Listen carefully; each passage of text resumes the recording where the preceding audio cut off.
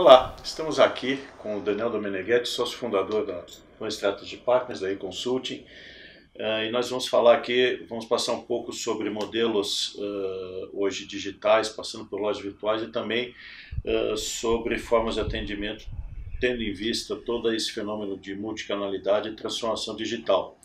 Daniel, eu gostaria que você falasse hoje conosco aqui, com o pessoal da Coromoda, que foi eles que nos convidaram, nos deram essa oportunidade de gravar essa conversa.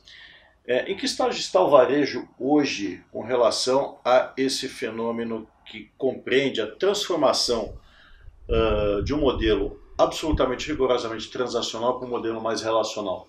É uma ótima pergunta. Primeiro, agradecer a Coromoda pela oportunidade. Eu acho que a gente tem uma transformação anterior já, que é a própria definição do que é varejo. A gente tem uma transformação dentro de uma transformação digital de um varejo que se transforma como atividade. Historicamente, varejo era muito associado a shopping center, pão de açúcar e loja de rua. Varejo era quase um comércio, um sinônimo de comércio. Na verdade, tanto é que o nome associação comercial e e-commerce, né? Exatamente. Exatamente. Então, quando você pensava em varejo, você pensava nos grandes supermercadistas, nas grandes redes de farmácia, entravam franquias, mas de loja, e os shopping centers, obviamente. Varejo era isso. Depois entrou um novo tipo de varejo, que não é novo, mas que foi o varejo door to door. Mas aí já começou um pouco de confusão, porque aí você começa a se perguntar, a Natura é indústria ou é varejista? Ela mesma se fez essa pergunta. E isso nós estamos falando do mundo analógico ainda. A Amway, a Herbalife são indústrias ou são varejistas? Para eu definir como varejo, eu preciso ter uma loja física num shopping ou na rua? Porque varejo era isso. Eu preciso ter uma loja num shopping ou numa rua. Tanto é que você dizia que era varejo aberto e varejo de shopping. Exatamente. E aí você começa a ter a somatória de canais de distribuição, ainda com finalidade puramente comercial, de venda, onde você passa a ter o varejo físico, a loja, mas você também passa a ter um tipo estendido que era o vendedor do door-to-door. Que, by the way, o cara começou vendendo Bíblia e enciclopédia em 1800. Era door-to-door. Estados Unidos é um fenômeno de venda remota, não por causa do e-commerce, por causa do door-to-door. Claro. O e-commerce é um door-to-door nível 2. Por isso que lá acelerou como acelerou. E aqui a gente brinca que é um pônei. Não, e antes disso, ele tinha a venda do catálogo. O catálogo é o door-to-door. Catálogo da Sears. O catálogo é o door-to-door sistematizado. A Avon é sobre isso. E aí você passou a ter o e-commerce lá acelerando, e a gente brinca que aqui é o pônei, porque a cultura de venda remota, seja lá catálogo, door-to-door, televisão ou telefone, ou televendas, nunca foi muito forte no Brasil.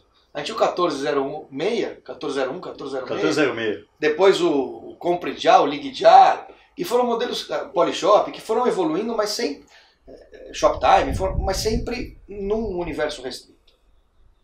Então o Brasil foi sempre da compra presencial e não da venda remota, ainda que analógica. Sim, a venda na caderneta. Então a multicanalidade já era analógica.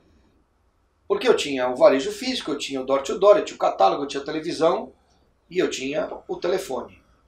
Pois bem, e dentre outros modelos. Depois entrou vending machine, alguns formatos aí interessantes. Coca-Cola com vending machine, banco com ATM. Mas a gente fez isso num intervalo muito curto. E sem cultura de venda remota. Exatamente. Então, o e-commerce no Brasil, eu escrevi isso umas 8 vezes no mesmo artigo. Eu me repito nos artigos. É um pônei, porque ele vai envelhecendo sem crescer. O e-commerce brasileiro nunca representou mais que 5% do total do varejo. Então toda vez que a gente celebra o crescimento do e-commerce, na verdade é crescimento osmótico. Está crescendo o varejo, cresce o e-commerce. O Brasil não é um país de venda digital de comércio eletrônico. Aliás, quando você analisa os grandes players, exceção feita a Netshoes, você não tem nenhum grande player de e-commerce puramente digital. Tem a privada. Agora. Que ela é maior que a Netshoes já. Agora. E você pode discutir que tem a Dafit, mas a Dafit não é brasileira. Exato. O que eu estou dizendo é que entre... minha cabeça está cada vez pior. Submarino. E antes Submarino, como é que chamava a livraria? Booknet. Booknet. Entre Booknet Submarino e Netshoes Privalha... Repete essa palavra do começo. Entre Booknet Submarino e Netshoes Privalha, você tem 15 anos. 10 anos. Sim. E esses 10 anos, absolutamente liderados por quem? Pão de Açúcar, Magazine Luiza, todos os Americanas, todos os players líderes de e-commerce no Brasil, na verdade, usam o e-commerce como um canal adicional, porque são varejistas tradicionais. Eles conseguem competir porque toda a estrutura de custo deles está diluída no modelo de compra, facilidade de compra, poder de barganha, distribuição está diluída, obviamente, na estrutura de todas as operações que ele tem. Diga-se passagem, quem tinha apartado como Americanas, depois juntou. Lembra que Americanas era puramente Sim, claro. Depois juntou, porque o Brasil não fica de pé, porque é um mercado de rouba-monte. Você não tem volume suficiente para muitos players.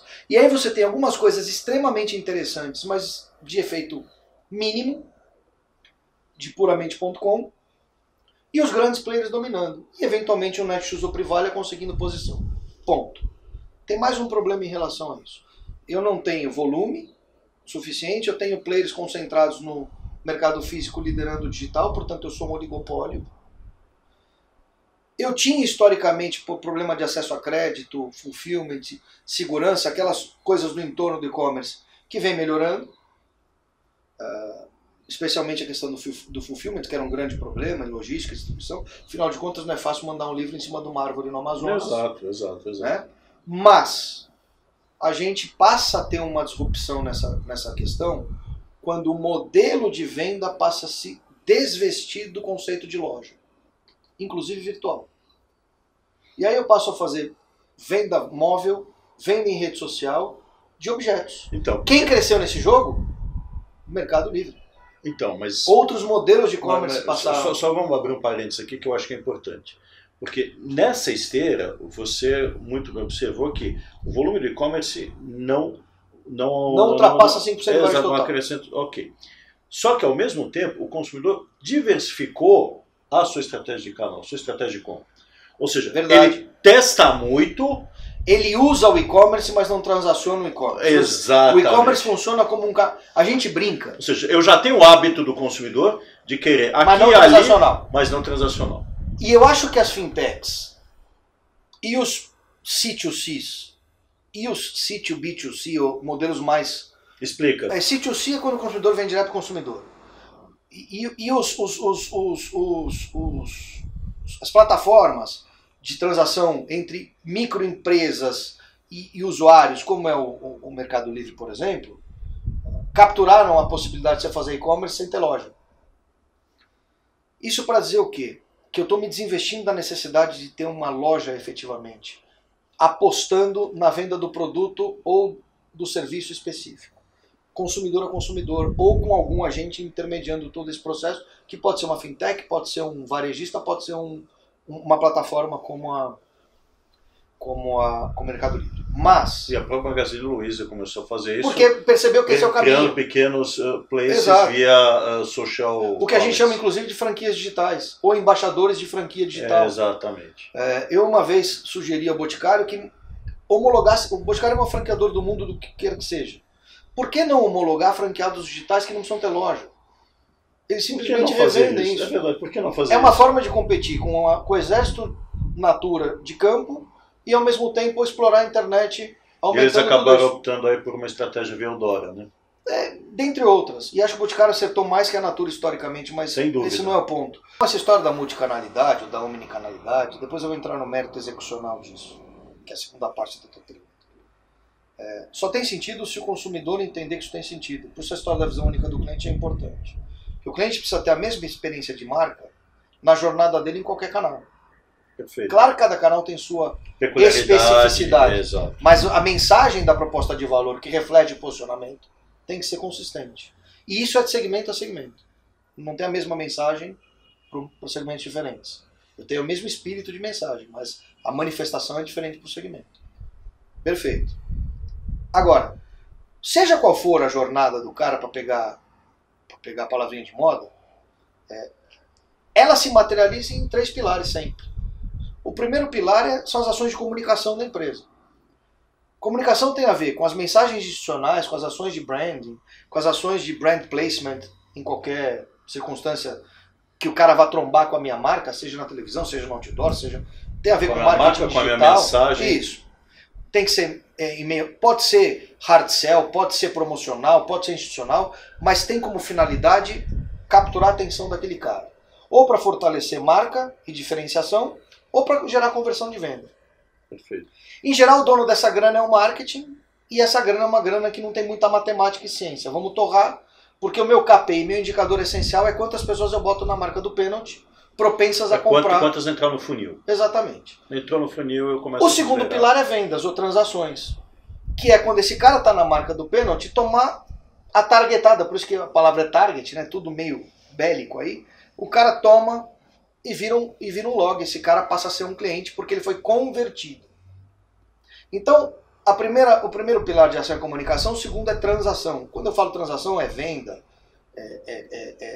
download, mensalidade, é qualquer coisa que pagamento de taxa, de comissão, é qualquer coisa que presuma uma troca efetiva que seja ou diretamente monetária ou que reflita algum valor monetário. Algum valor, isso. Porque escambo entra nisso, no escambo C2C na web e tal. Beleza. E aí depois, então eu já matei a etapa do ciclo de vida de atração e de conversão, que é essa onde é a venda. As outras 3, 4 etapas do ciclo de vida têm a ver com relacionamento, que é o terceiro pilar. Dentro de relacionamento tem serviço, tem atendimento, tem tudo aquilo que faz o farming da relação, ou seja, que sustenta a relação. Aí nós temos a prestação do serviço em si, com todo o pós-venda, com todo o suporte, etc. Nós temos garantias, enfim. Nós temos fidelização e temos retenção. E perpassando esse processo todo, o cross-sell e upsell, que é uma integração da questão transacional no ciclo relacional. Perfeito. Então eu tenho comunicação, vendas e relacionamento, ou comunicação, transações e relacionamento. Por isso que a gente diz que multicanalidade é CTR. Comunicação, transação e relacionamento. Se eu não tiver uma estratégia concreta de CTR para cada canal, sabendo qual é o peso essencial, o propósito e a finalidade essencial daquele canal, eu estou errando na multicanalidade. Vamos testar. Todos os canais são CTR. Mas uma loja física só existe para vender. Não tem sentido, exceção feitas a flagships circunstanciais, eu tenho uma loja que não vende. Então, ainda que uma loja faça comunicação, branding, relacionamento e atendimento, o KPI essencial dela é venda. Perfeito. Mas você não acha que... E essa é uma grande discussão hoje. Call center. Não, calma. O saque existe para atender, relacionar, ainda que ele faça os outros. Mas vamos lá, vamos pegar esse exemplo da loja vista, que eu quero abrir outro parênteses. Tá? Em cima disso, a gente está falando justamente dessa migração transacional para o relacional. Tá? E você sabe muito bem que hoje se fala muito na experiência do cliente. Sim. Tá? Eu diria que ações como a Black Friday e o que a gente tem observado, principalmente durante a crise, o varejo, até por questões de sobrevivência, né, forçou muito, principalmente o pilar de comunicação, tá, na necessidade de conversão. Fazer caixa para poder sobreviver, assim por diante. E aí qual é o efeito concreto disso? Um altíssimo índice de churn depois. Exatamente, ou seja, porque você cria... Você traz você alarga o funil. E você cria uma legião de bargain hunters. Exatamente. O cara se acostuma e fica... No serviço vira churn. E no produto vira bargain hunter. É isso aí. Então a questão é a seguinte, onde entra a experiência, então, como variável dentro disso? É que quando você entra no mérito promocional, Black Friday, a experiência ela fica de lado. Certo. Exceção feita às lojas cuja proposta de valor central seja preço. Um Habib's da vida, por exemplo. Ele navega nessa praia com conforto. Aí é a proposta de valor dele. Então ele continua mantendo a experiência de... Baixar o preço é a experiência desejada para aquele segmento. Agora, quando você está em qualquer outro contexto de proposta de valor, uma ação... Por isso que não existe promoção da Gucci na Gucci, existe outlet. Porque eu não posso baixar preço da Gucci na Gucci. Pois é, e a Apple conseguiu nem outlet, né? Pois é. Aí vai da Apple. Tem gente que não faz desconto e não joga o jogo da promoção porque está num tier de valorização dos atributos do seu posicionamento que ele quer defender. Inalcançável, né? Mas isso tudo é circunstancial. Mas de qualquer forma, a gente não pode esquecer que esse ciclo de vida, atração, conversão, prestação de serviço, cross-sell, upsell, fidelização, retenção, está sofrendo ele inteiro. Lembrando que cada etapa desse ciclo tem um dono dentro da empresa, né? Tem um plano de governança. Pois é. Por isso que não tem visão única, por isso que a experiência não materializa. Exato. Porque aumentar a máxima performance de vendas pode significar a pior performance de serviço. Porque eu botei um monte de cara ruim, vendi mal, estou reduzindo rentabilidade, mas eu atingi minha meta aqui. eu comercial, mas o atendimento não atinge. Então você não tem uma visão integrada dessa equação. Não, e ninguém consegue, de governança. porque na verdade não é uma equação, é uma É um tuning, né? Exatamente. É uma inequação. Porque os dinheiros são diferentes. Por isso que retenção sempre gastar mais para reter o que o operador de serviço deveria ter mantido no contrato original. Por isso que um operador de telefonia dá uma promoção melhor para o não cliente do que para o fidelizado. É lógico. Isso tá claro. Agora, todas essas 6 etapas do ciclo de vida, que obviamente gerenciam a jornada, ou traduzem a proposta de valor na jornada, que acontece nos multicanais, físicos ou não, digitais ou não, colaborativos ou não, que eu tenho digital colaborativo, digital colaborativo, claro. Tenho digital proprietário, não proprietário, às vezes eu estou num não proprietário, um canal que não é meu. Marketplace está cheio disso. Tudo isso está sofrendo uma absurda ruptura a partir do conceito de transformação digital. Que só pegou no Brasil, eu dei esse verbo pegar, mas esse é que nem negócio de lei que pega, só pegou no Brasil como tendência quando o usuário, empoderado pelos smartphones, passou a ser um agente propulsor da transformação digital. Porque a transformação digital está rodando no mundo há 20 anos. E o Brasil era um país até outro dia de lojinha virtual e website. O Brasil é líder em tudo que tem de tecnologia. Quem é líder em ilustração de rede social no mundo? Brasil. Quem é líder em... O Brasil. Tempo, Brasil. Mas isso não vira nada de concreto em termos de business. Só para o Facebook. Só para quem é o dono da plataforma que vive de audiência. Exatamente. Em outras palavras, eu entendi que o Brasil é um país de altíssimo índice de audiência e baixíssimo índice de conversão. Perfeito. Ou seja, é uma mal mídia a internet, comparando com a TV. O que é um absurdo. Porque em tese eu conheço o cara, sei qual é a jornada dele. Tem o Big Data, Narrow Data, What the Fuck Data, e eu não consigo vender. Agora é Data Lake, novo termo, essa terminologia. Então, eu não consigo vender. Tá tudo na nuvem, mas o usuário também está na nuvem, eu não alcanço ele. O Brasil esqueceu que jogou o usuário para a nuvem. Então, quando você pega taxa de permanência na tela, na interface, seja ela celular, quem vende? Netflix vende. Quem vende? Quem oferece conteúdo para quem está usando. Em outras palavras, o brasileiro usa a tela do telefone ou do computador como televisão. Porque essa é a cultura do brasileiro. Ele é uma audiência, ele é um espectador. Ainda que interaja. Mas game é sobre isso. Netflix é sobre isso. Claro. Facebook é sobre isso. Sem dúvida. Loja virtual não é sobre isso. A não ser que ela vire isso. A não ser que ela vire uma ofertante de propostas de contexto de consumo. Mas é muito caro, né?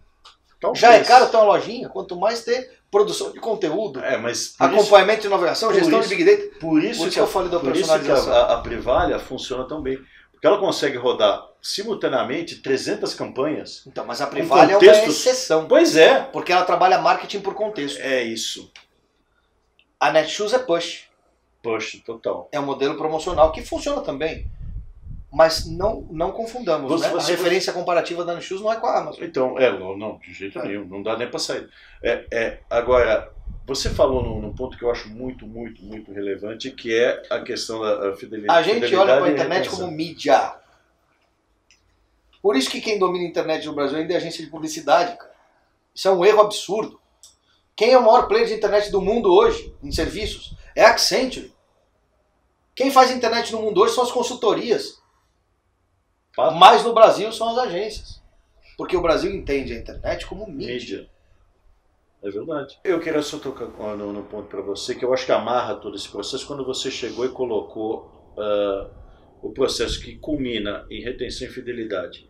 Eu particularmente não acredito nisso. Eu acho hoje quase impossível uma marca criar a fidelidade, salvo exceções circunstanciais como Apple, Google, etc.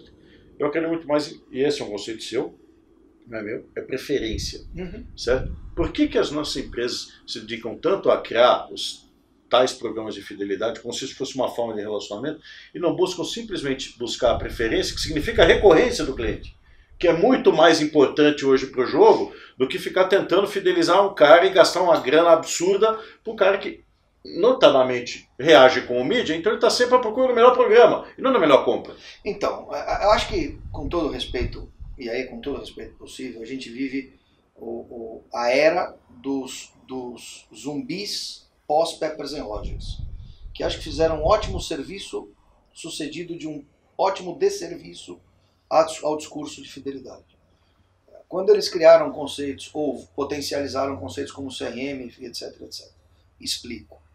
Tem uma palavra que não tem sentido nenhum na relação comercial, entre qualquer parte, nem casamento, haja visto que se vê no mundo, que é lealdade.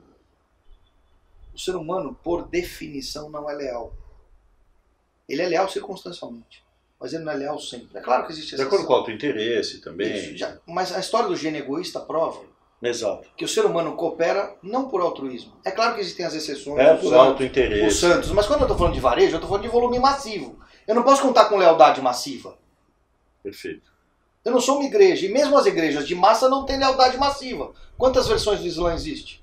Quantas versões do cristianismo existe? Claro. Então, mesmo do judaísmo. Mesmo do judaísmo, uma que religião é menor, que tem é mais 4 ou 5 versões. Circunstancialmente restrita a uma região física e a um país menos espalhado, ainda tem. Exato. Porque o ser humano não é leal. Ele é leal simultaneamente a si, ao todo e à causa.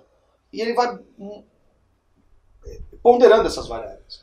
E tem horas que ele simplesmente não é leal. Então não tem sentido nenhum falar em lealdade com marca, que é um efeito nefasto aí da história de Peppers & Rogers. Fidelidade tinha mais sentido quando eu tinha poder de aprisionamento do usuário.